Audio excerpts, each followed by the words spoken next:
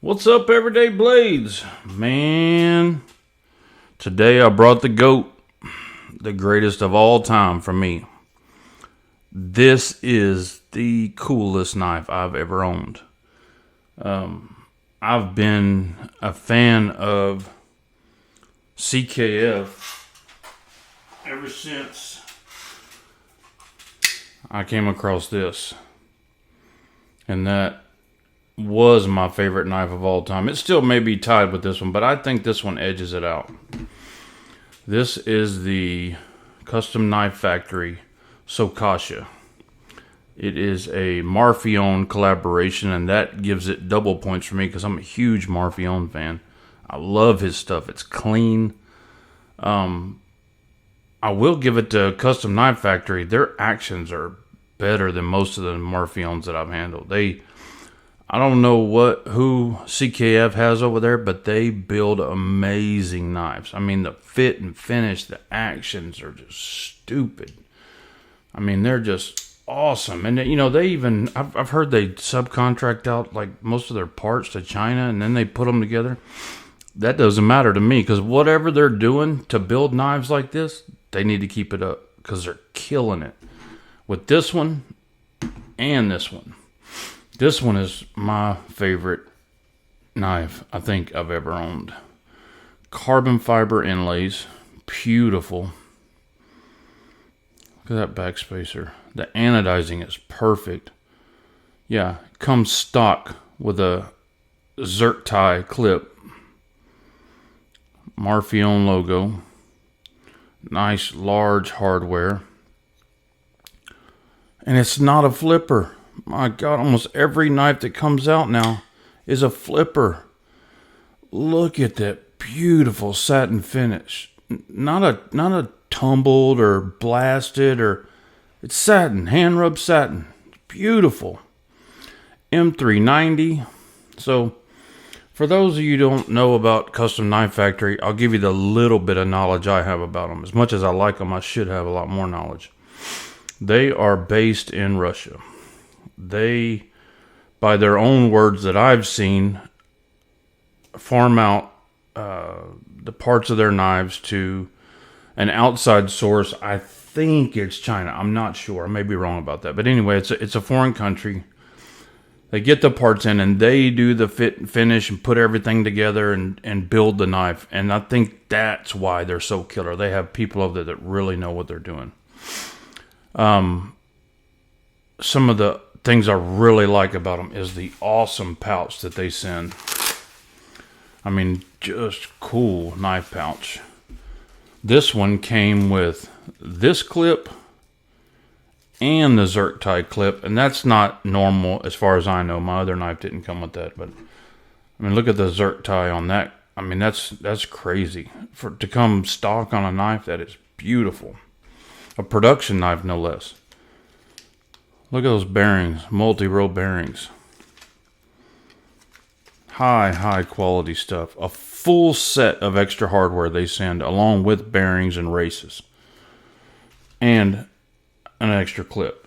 Now that is hugely helpful when you bought a knife from overseas, because if you break a screw, you don't have to send your knife back to Russia to get a screw fixed.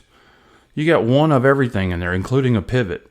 Anything goes wrong, you can fix your knife yourself. These nested liner locks are rapidly becoming my favorite kind of lock. You don't have to worry about your hands on the lock bar. You still get your, titanium, get the benefits of like a titanium frame lock. You just get a look at that. Beautiful. So this had a glass breaker on the end when I got it, and I took it off.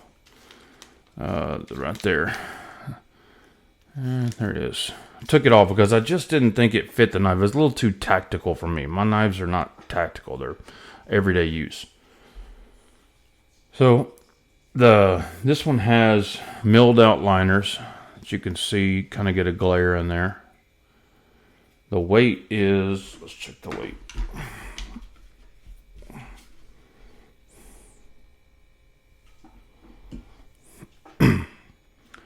5.10 ounces. Killer weight. Perfect for the size knife that it is. It's a good size knife. It's the perfect size knife for me. But so a lot of people are familiar with the Evo.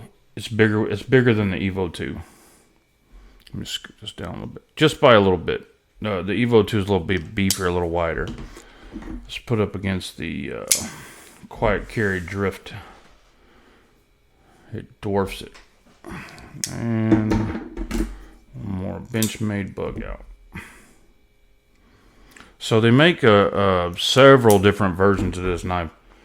Some with like a rough PVD coating just on this part of the blade.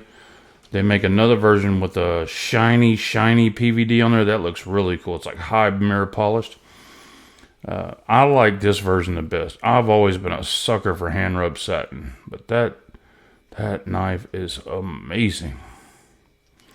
This is what it looks like without the breaker on it. I still think it looks awesome. I just took one of the body screws out of the bag and put it in there. Carbon fiber. One of the other versions has orange carbon fiber in here. I like this a lot better. I think that is the perfect color anodizing too. If you can't tell, I just really like this knife. Custom Knife Factory has got some big things ahead of it. They have another knife called the Rampage that I really desperately want. But another thing about them, a big negative for me is they make about 500-ish knives. They'll do a collaboration with a maker on a popular knife. They'll knock it out of the park, and they limit it to about 500. I don't think it's right at 500 because I've seen some 600s. It's about 500, and then they're done. That's it. That knife is gone. So it does nothing but go up in value. So if you don't have one, you got to pay a ridiculous amount of money. I had to pay a ridiculous amount of money for this. I paid a good amount of money for a really great knife I didn't have very long, and someone wanted to trade me, and this is about the only knife they could have got that knife out of my hands for. And I'm glad I did. I really like this knife. This is number 92, made in 2022. This is a Marfione, and that's another designer, I believe. I'm not sure who that is. M390 Damasteel. I think it's offered in M390 and Damasteel. And then the handle comes in tie, carbon fiber, Zerk, and Zerk tie. Man, that would be awesome. How awesome would that be in a Zerk tie handle? Ooh, crazy. But anyway, I was excited about this one. I was looking forward to reviewing it. I couldn't wait to get it on here. So I've had this for a few days now, and it's still, the honeymoon phase hasn't wore off. This thing is still fire. Guys, thanks for watching. God bless you and your families. And now more than ever, say a prayer for our country. Good night.